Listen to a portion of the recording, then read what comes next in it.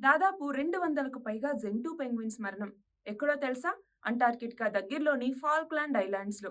ఎందువల్ల చనిపోయాయి? Avian influenza వల్ల. దీన్ని కలుగజేసేది H5N1 వైరస్ అంటాం. సింపుల్‌గా ఈ ఏవియన్ ఇన్‌ఫ్లుయెంజాని బర్డ్ ఫ్లూ అనేసి పిలుస్తాం. మరి మన భారతదేశ సంగతి చూస్తే 2006లో మన భారతదేశంలో మొదటిసారిగా మహారాష్ట్రలో ఈ బర్డ్ ఫ్లూ కేసు అన్నటువంటిది నమోదైంది. అప్పటి నుంచి మన దేశంలో ఈ కేసెస్ అనేవి నమోదవుతూ ఉన్నాయి.